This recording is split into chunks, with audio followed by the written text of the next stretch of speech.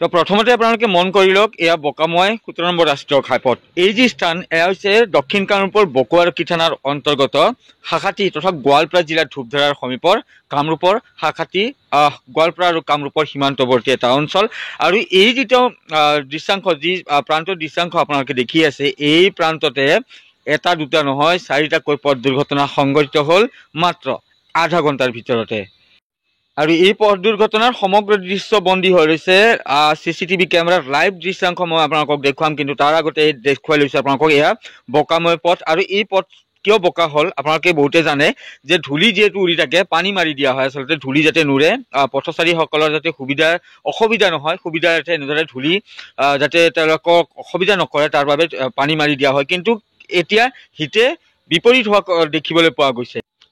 বিভিন্ন স্থানত মাটি অনা নিয়া কৰাৰ পৰিপ্ৰেক্ষিততে বহু সময় দেখিবলৈ পোৱা যায় যে বাহনসমূহৰ পৰা মাটিসমূহ পৰি যায় আৰু পানী মৰাৰ পিছতে সেই মাটিখিনি বোকাময় হৈ পৰে।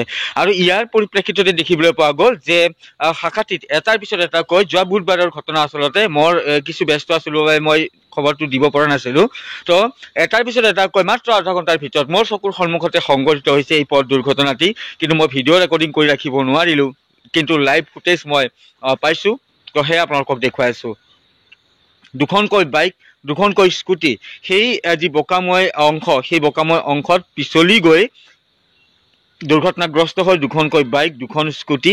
আৰু ইয়াৰ পৰিপ্ৰেক্ষিতত স্কুটি তথা বাইকৰ কেইগৰাকী চালক আছিল তেওঁলোকে আঘাতপ্ৰাপ্ত হৈছে, ভৰিত গুৰুতৰভাৱে আঘাতপ্ৰাপ্ত হৈছে, কিয়নো বহু দূৰলৈকে চুঁচৰি যোৱা পৰিলক্ষিত হৈছিল বাহনসমূহ। এই আপোনালোকক ৰঙা চিনৰ মাজত দেখুৱাইছোঁ, এইটো হৈছে দ্বিতীয়টো পথ দুৰ্ঘটনা। চাওক, এজন ডেলিভাৰী বয়, মানে ডেলিভাৰী কৰা বয়, আৰু এই যুৱকজন ধূপধাৰা দিশৰ পৰা কামৰূপৰ দিশে গৈ আছিল আৰু তেনে সময়তে সেই স্থানত তেওঁৰ বাইকখন পিছলি যায়। সেই যি বোকাময় স্থান 17 নম্বৰ ৰাষ্ট্ৰীয় ঘাইপথ, তাত তেওঁৰ বাইকখন পিছলি যায় আৰু তাৰ পিছতে দুৰ্ঘটনাগ্ৰস্ত হয় তেওঁৰ বাইকখন। সৌভাগ্যক্ৰমে তেওঁৰ প্ৰাণ ৰক্ষা পৰিছে। এই কাৰণেও মই কৈছোঁ যে পিছলি গৈছে, কিন্তু সেই সময়ত যদি আন যান বাহন আহি থাকিলেহেঁতেন তেতিয়া ভয়ংকৰ দুৰ্ঘটনা হোৱা কথাটো নুই কৰিব কিন্তু নোৱাৰি। তেনেদৰে বোকাময় হৈ পৰা পৰিলক্ষিত হৈছে।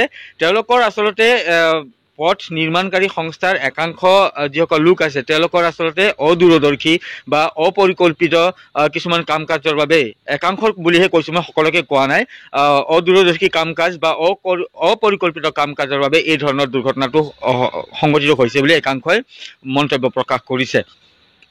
তো এইটো আছিলে দ্বিতীয়টো ঘটনা। প্ৰথমটো ঘটনা মই ৰেকৰ্ডিং কৰিব নোৱাৰিলোঁ বা CCTVৰ পৰিসৰত নাহিল। এইটো আছিলে ডেলিভাৰী বয়। তো তেওঁৰ বাইক এখন পিছলি গৈছে, আপোনালোকে দেখিলে কিদৰে পিছলি গৈছে। তেওঁ ভৰিত আঁঠুত বিশেষকৈ গুৰুতৰভাৱে আঘাত পাইছে। এইটো হৈছে তৃতীয়টো পথ দুৰ্ঘটনা। চাওক, ৰঙা চিনৰ মাজত এই যুৱকজন আমাৰ ধূপধাৰাৰে এটা প্ৰান্তৰ, তেওঁ ধূপধাৰা দিশৰ পৰা শাখাটিৰ অভিমুখে গৈ আছিল, কিদৰে চুঁচৰি গৈছে। চাওক কিদৰে চুঁচৰি গৈছে তেওঁৰ স্কুটিখন, আৰু তেওঁ গুৰুতৰভাৱে আঘাতপ্ৰাপ্ত হৈছে। তেওঁৰ মন্তব্য আছে, এইজন লোকৰ মন্তব্য আছে, তেওঁৰ মন্তব্যটো আপোনালোকক শুনাম।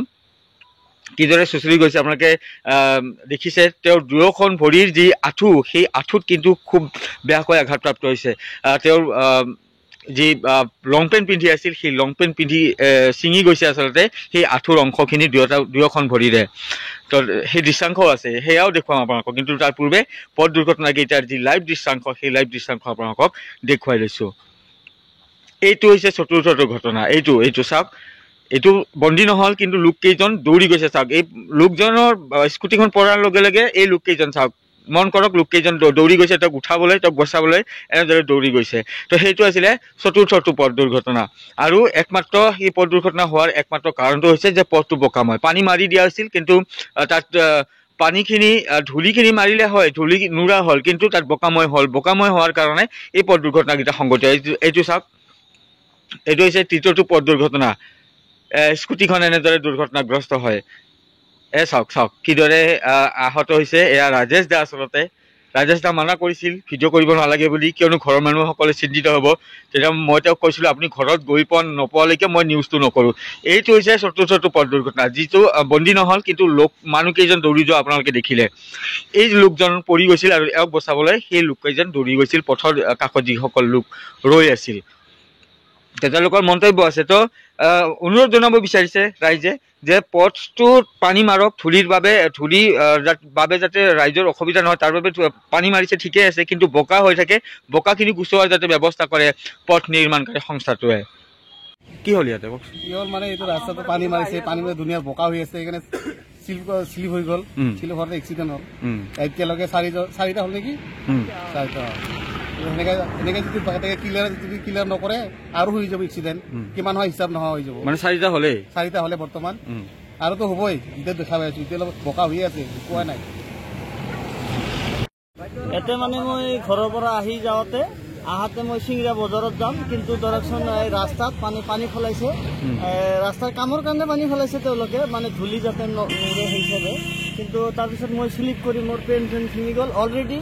আজিৰ এই সময়ৰ ভিতৰতে আধা ঘণ্টাৰ ভিতৰতে 4টা বাইক অলৰেডি পৰিছে, মই 4 নম্বৰত পৰিছোঁ, আৰু মোৰ লং পেন চং পেন ছিঙি বা এনেকা হৈ গৈছে অৱস্থা।